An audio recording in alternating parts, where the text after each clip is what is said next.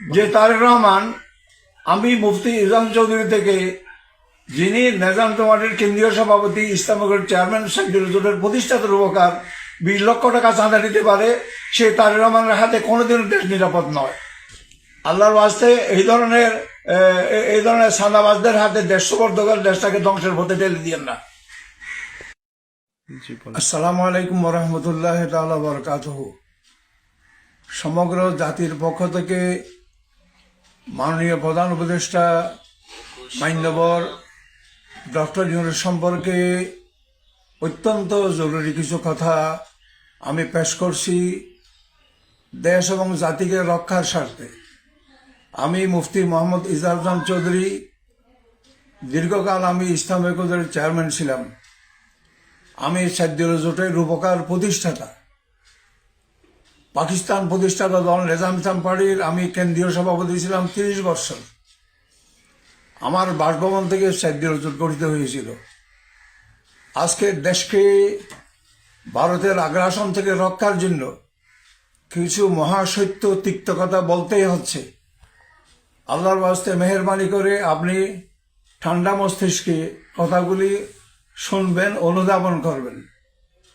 দুর্ভাগ্যজনকভাবে মহাসত্য আজকে উচ্চারণ করতে হচ্ছে যে একটি দলের বর্তমান নেতাকে আপনি লন্ডনে গিয়ে সাক্ষাৎ দিয়েছেন এবং তাকে দেশে ফিরে আনার জন্য আপনি অনেক কৌশল অবলম্বন করেছেন। তাকে আপনি এসএসএ প্রটোকল দিয়ে, বিবিএপি মর্যাদা দিয়ে রাষ্ট্রপতি প্রধানমন্ত্রী বানিয়ে ফেললেন। রাষ্ট্রপতি প্রধানমন্ত্রী হওয়ার আগেই উনি কি সত্যি জিয়াউর রহমানের কোন চরিত্র, আচরণ, আদর্শ তার ভিতরে আছে কিছু? উনি তো কোন সময় ভারতের কাছে বিক্রি হয়ে গেছে এটুকু আপনি জানেন না? ভারত তো এদেশকে ধ্বংস করার জন্য তুরুপের তাসের গুটি বানিয়েছে তারেক রহমানকে।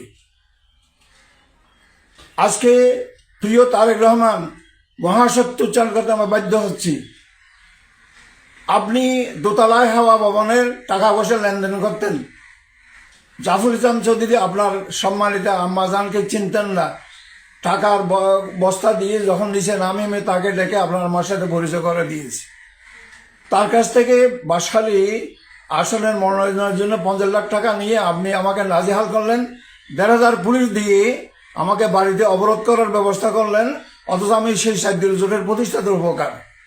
এবং আমার এই বঞ্চনাকে উপলব্ধি করে চট্টলার রাউজানের সবচেয়ে সম্মানিত পরিবারের মহান নেতা জনাব আব্দুল্লাহ নোমান, সাইদুল জোটের উনি অত্যন্ত সম্মানিত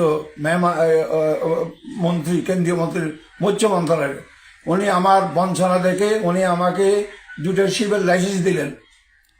পরে উনি আমাকে হাত ধরে কান্না জড়িত কণ্ঠে উনি বললেন যে হুজুর আমাকে ক্ষমা করবেন, যে তারেক রহমান বলেছেন এই 2টা শিপের লাইসেন্সে 20 লক্ষ টাকা চাঁদা দিতে হবে। মাননীয় প্রধান উপদেষ্টা, যে লোক একজন জাতীয় নেতার থেকে, যে সাহিত্য জোটের প্রতিষ্ঠাতা, 20 লক্ষ টাকা চাঁদা নিতে পারে, সেই লোককে আপনি প্রধানমন্ত্রী করার জন্য, রাষ্ট্রপতির জন্য স্বপ্ন দেখছেন? দেশটা কি আপনি তারেক রহমানের মাধ্যমে ভারতের কাছে তুলে দিতে চান? অতএব আমি 2-3 মাস আগে আপনাকে অনুরোধ করেছিলাম, জাতীয় নির্বাচন নয়, আপনি জাতীয় সরকার গঠন করুন। এখনো সময় আছে। আল্লাহর ওয়াস্তে দেশটাকে ভারতের হাতে তুলে দিয়েন না। জাতি আপনাকে ক্ষমা করবে না, বিশ্ব আপনাকে ক্ষমা করবে না। আল্লাহর ওয়াস্তে আমি এই কথাগুলি আবেগ প্রসূত হয়ে বলছি না, কোনো আবেগের তাড়নায় বলছি না, রাজনৈতিকহীন উদ্দেশ্যে বলছি না, দেশ জাতিকে রক্ষার জন্য এই কথাগুলি বলছি। আল্লাহর ওয়াস্তে আপনি যেই লোক আমার কাছ থেকে 20 লাখ টাকা চাঁদা নিতে পারে, তার কাছে আপনি জাতি এবং দেশ সুপর্দ করার জন্য আপনি পরিকল্পনা করতেছেন। আমি আপনার উদ্দেশ্যে আর বেশি কথা বলতে চাই না। আল্লাহর ওয়াস্তে এখন আমি আবার কথা বলবো, জাতীয় নির্বাচন বাদ দিয়ে আপনি জাতীয় সরকার গঠন করুন সব দলকে নিয়ে। এখানে আমার বক্তব্য শেষ। আসসালামু আলাইকুম ওয়া রাহমাতুল্লাহ।